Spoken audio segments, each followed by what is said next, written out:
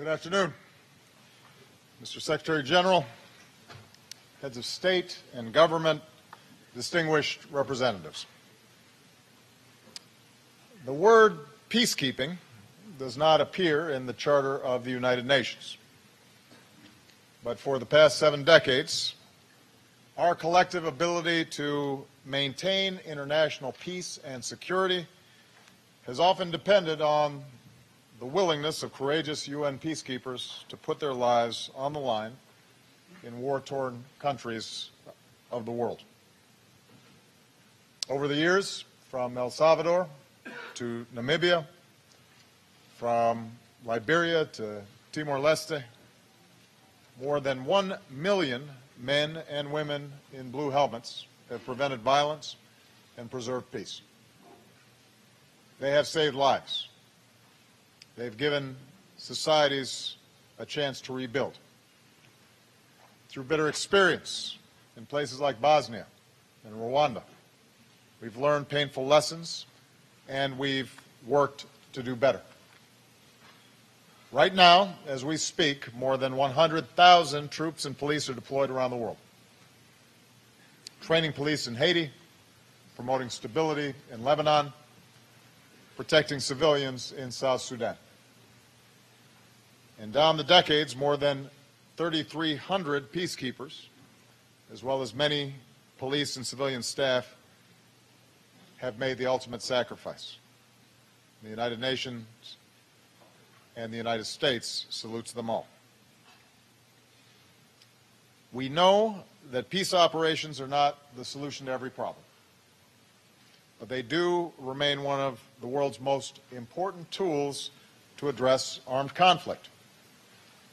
And I called for this summit because UN peacekeeping operations are experiencing unprecedented strains. Old challenges persist. Too few nations bear a disproportionate burden of providing troops, which is unsustainable. Atop this, we've seen new challenges. More armed conflicts, more instability driven by terrorism and violent extremism, and more refugees. As a consequence, peacekeepers head into more difficult and deadlier conflicts. They're given ambitious mandates and charged with increasingly dangerous and complex missions. Just yesterday, a UN peacekeeper was killed in Darfur, and we've seen reports today of a tragic incident in the Central African Republic.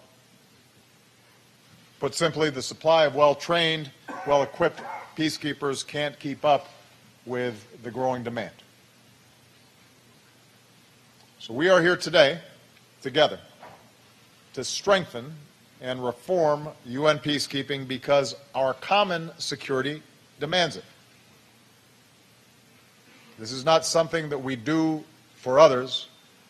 This is something that we do collectively because our collective security depends on it.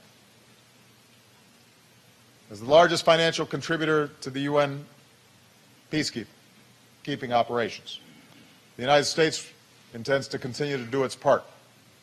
And today I'm issuing new presidential guidance, the first in more than 20 years, to expand our support for UN peace operations. Like the nations participating today, we'll pledge additional resources. We'll work to double the number of U.S. military officers serving in peacekeeping operations. We will offer logistical support, including our unrivaled network of air and sea lift. When there's an urgent need and we're uniquely positioned to help, we'll undertake engineering projects like building airfields and base camps for new missions. And we'll step up our efforts to help build the UN's capacity, from identifying state-of-the-art technology to offering training to protection against IEDs. And together, there's much more we need to do together. So let me briefly suggest several key areas where we can focus. First, more nations need to contribute more forces. We are joined today by countries from every region of the world, and I want to thank those who already do so much and commend those who have come here prepared to do more. At this summit, more than 50 countries from Bangladesh to Colombia, from Finland to China, are making commitments totaling more than 30,000 new troops and police.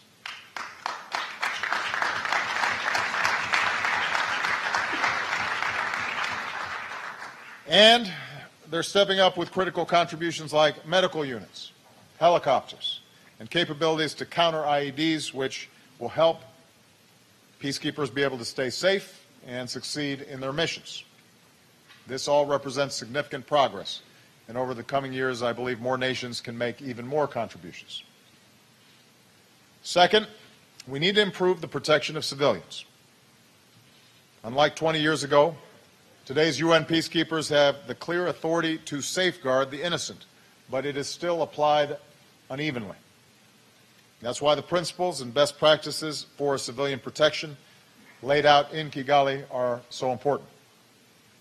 Because for innocent people,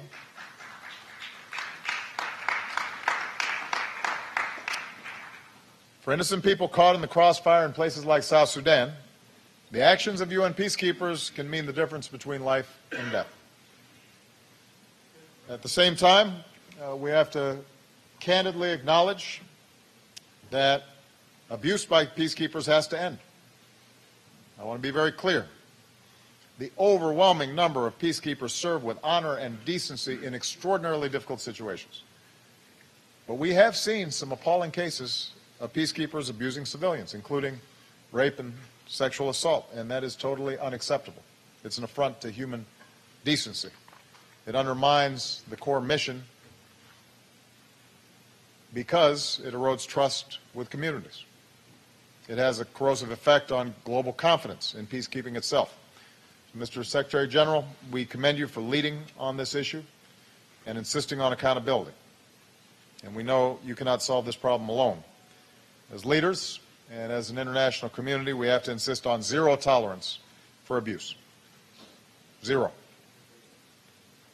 Third, we need to reform and modernize peace operations because today's complex conflicts demand it, and that means putting in place the highest caliber, merit-based leadership teams for every single mission. It means making sure we get more women leaders into critical roles. It means planning the rules for operations in the field and not in conference rooms. Our goal should be to make every new peace operation more efficient and more effective than the last. Beyond strengthening UN peacekeeping, the United States also supports developing new and deeper partnerships between the UN and the African Union to provide reliable support for AU peace operations. And we look forward to hearing concrete proposals from our African partners to advance this work.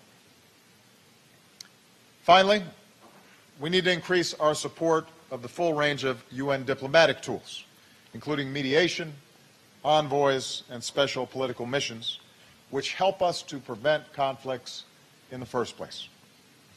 We cannot expect peacekeeping operations to succeed unless the parties involved are willing and committed to making peace. If we do all these things, if we provide the support and embrace the reforms that I've described today, I believe we can strengthen peace operations for decades to come. Because we know, we can be certain that in the years ahead, as conflicts arise, the call will go out to those men and women in blue helmets to restore calm and to keep the peace and to save lives. And when they go, their success and their lives will depend on whether they have the training and the forces and the capabilities and the global support they need to succeed in their mission. The decisions and the commitments we make today can help ensure that they do. I want to thank all of you for your partnership and the commitments that your nations are making here.